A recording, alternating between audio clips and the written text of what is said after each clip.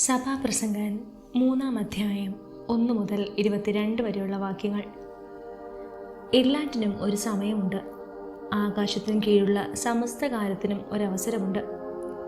ജനിക്കാൻ ഒരു കാലം, മരിക്കാൻ ഒരു കാലം, നടാനൊരു കാലം, നട്ടത് പറിക്കാൻ ഒരു കാലം, കൊല്ലാനൊരു കാലം, സൗഖ്യമാക്കാൻ ഒരു കാലം, തകർക്കാൻ ഒരു കാലം, പണിതുയർത്താൻ ഒരു കാലം, കരയാൻ ഒരു കാലം, ചിരിക്കാൻ ഒരു കാലം, വിലപിക്കാൻ ഒരു കാലം, നൃത്തം ചെയ്യാൻ ഒരു കാലം, കല്ലുപെറുക്കി കളയാൻ ഒരു കാലം, കല്ലുപെറുക്കി കൂട്ടാൻ ഒരു കാലം, ആലിംഗനം ചെയ്യാൻ ഒരു കാലം, ആലിംഗനം ചെയ്യാതിരിക്കാൻ ഒരു കാലം, സമ്പാദിക്കാൻ ഒരു കാലം, നഷ്ടപ്പെടുത്താൻ ഒരു കാലം, സൂക്ഷിച്ചു വയ്ക്കാൻ ഒരു കാലം, എറിഞ്ഞു കളയാൻ ഒരു കാലം, കീറാൻ ഒരു കാലം, തുന്നാൻ ഒരു കാലം, മൗനം പാലിക്കാൻ ഒരു കാലം, സംസാരിക്കാൻ ഒരു കാലം, സ്നേഹിക്കാൻ ഒരു കാലം, ദ്വേഷിക്കാൻ ഒരു കാലം, യുദ്ധത്തിന് ഒരു കാലം, സമാധാനത്തിന് ഒരു കാലം. അധ്വാനിക്കുന്നവന് അവൻ്റെ അധ്വാനം കൊണ്ട് എന്ത് ഫലം? ദൈവം മനുഷ്യമക്കൾക്ക് നൽകിയ ശ്രമകരമായ ജോലി ഞാൻ കണ്ടു. അവിടുന്ന് സമസ്തവും അതതിൻ്റെ കാലത്ത് ഭംഗിയായിരിക്കത്തക്ക വിധം സൃഷ്ടിച്ചു. മനുഷ്യ മനസ്സിൽ കാലത്തിൻ്റെ സമഗ്രതയെക്കുറിച്ചുള്ള ബോധം അവിടെ നിക്ഷേപിച്ചിരിക്കുന്നു. എന്നാൽ ദൈവത്തിൻ്റെ പ്രവൃത്തികൾ ആദ്യന്തം ഗ്രഹിക്കാൻ അവന് കഴിവില്ല. ജീവിതകാലം മുഴുവൻ ആനന്ദിക്കുകയും ആസ്വദിക്കുകയും ചെയ്യുന്നതിനേക്കാൾ കാമ്യമായി മനുഷ്യർക്ക് യാതൊന്നുമില്ലെന്ന് ഞാൻ അറിയുന്നു. എല്ലാ മനുഷ്യരും ഭക്ഷിക്കുകയും പാനം ചെയ്യുകയും അധ്വാന ഫലം ആസ്വദിക്കുകയും ചെയ്യുന്നത് ദൈവത്തിൻ്റെ ദാനമാണെന്നും ഞാൻ അറിയുന്നു. ദൈവത്തിൻ്റെ പ്രവൃത്തികളെല്ലാം ശാശ്വതമാണെന്ന് ഞാൻ അറിയുന്നു. അതിനോട് എന്തെങ്കിലും കൂട്ടാനോ അതിൽ നിന്ന് എന്തെങ്കിലും കുറയ്ക്കാനോ സാധ്യമല്ല. ദൈവം അപ്രകാരം ചെയ്തിരിക്കുന്നത് മനുഷ്യർ തന്നെ ഭയപ്പെടുന്നതിനാണ്. ഇന്നുള്ളത് പണ്ടേ ഉണ്ടായിരുന്നതാണ്, ഇനി ഉണ്ടാകാനിരിക്കുന്നത് ഉണ്ടായിരുന്നത് തന്നെ. കടന്നുപോയ ഓരോന്നിനെയും ദൈവം യഥാകാലം തിരിച്ചു കൊണ്ടുവരും. സൂര്യന് കീഴെ ന്യായപീഠത്തിൽ പോലും നീതി പുലർത്തേണ്ടത് തിന്മ കുടികൊള്ളുന്നതായി ഞാൻ കണ്ടു. ഓരോ സംഗതിക്കും ഓരോ പ്രവൃത്തിക്കും ദൈവം സമയം നിശ്ചയിച്ചിരിക്കുന്നത് കൊണ്ട് അവിടുന്ന് നീതിമാനെയും ദുഷ്ടനെയും വിധിക്കുമെന്ന് ഞാൻ വിചാരിച്ചു.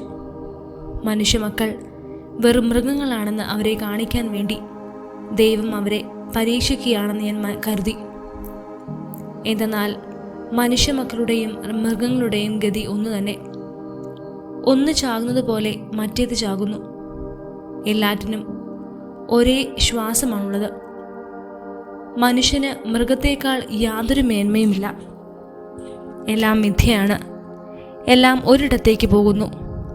എല്ലാം പൊടിയിൽ നിന്നുണ്ടായി, എല്ലാം പൊടിയിലേക്ക് മടങ്ങുന്നു. മനുഷ്യൻ്റെ പ്രാണൻ മേൽപോട്ടും മൃഗത്തിൻ്റേത് താഴെ മണ്ണിലേക്കും പോകുന്നുവോ ആർക്കറിയാം. അതുകൊണ്ട് മനുഷ്യൻ തൻ്റെ പ്രവൃത്തി ആസ്വദിനേക്കാൾ മെച്ചമായി ഒന്നുമില്ലെന്നും അതുതന്നെയാണ് അവൻ്റെ ഗതിയെന്നും ഞാൻ മനസ്സിലാക്കി. തനിക്ക് ശേഷം സംഭവിക്കുന്നത് കാണാൻ അവരെ ആര് വീണ്ടും കൊണ്ടുവരും? സഭാപ്രസംഗൻ 4-ാം അധ്യായം 1 മുതൽ 16 വരെയുള്ള വാക്യങ്ങൾ. വീണ്ടും ഞാൻ സൂര്യന് കീഴെയുള്ള എല്ലാ മർദ്ദനങ്ങളും വീക്ഷിച്ചു. മർദ്ദിതരുടെ കണ്ണീര് ഞാൻ കണ്ടു. അവരെ ആശ്വസിപ്പിക്കാൻ ആരുമുണ്ടായിരുന്നില്ല. ശക്തി മർദ്ദകർക്കായിരുന്നു, ആരും പ്രതികാരം ചെയ്യാനുണ്ടായിരുന്നില്ല. ജീവിച്ചിരിക്കുന്നവരെക്കാൾ ഭാഗ്യവാന്മാരാണ് മരിച്ചുപോയവരെന്ന് ഞാൻ വിചാരിച്ചു.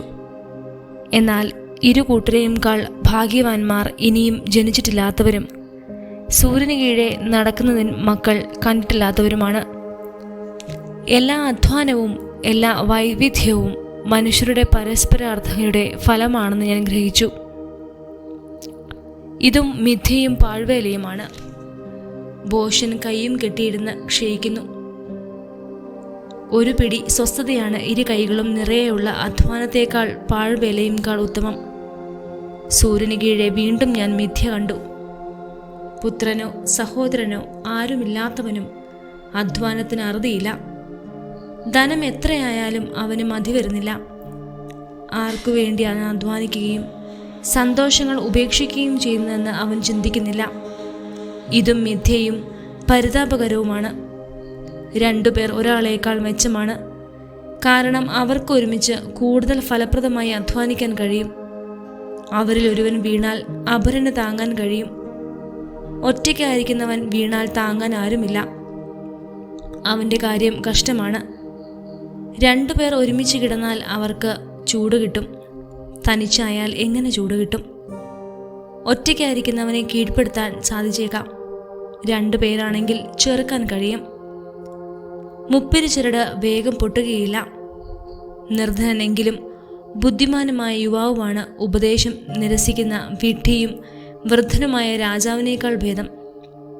ഒരുവന് കാരാഗൃഹത്തിൽ നിന്ന് സിംഹാസനത്തിൽ കഴിഞ്ഞേക്കാം. അവൻ താനിപ്പോൾ ഭരിക്കുന്ന രാജ്യത്ത് ദരിദ്രനായി ജനിച്ചതാവാം. അവൻ്റെ സ്ഥാനത്ത് വരേണ്ടിയിരുന്ന ആ യുവാവിനെയും സൂര്യന് കീഴിലുള്ള എല്ലാ ജീവികളെയും ഞാൻ കണ്ടു. അവൻ്റെ പ്രജകൾക്ക് എണ്ണമില്ല. അവൻ എല്ലാവർക്കും അധിപനുമായിരുന്നു. എങ്കിലും പിന്നീട് വരുന്നവർക്ക് അവനിൽ പ്രീതി തോന്നുകയില്ല. ഇതും മിഥ്യയും പാഴ്വേലയുമാണ്.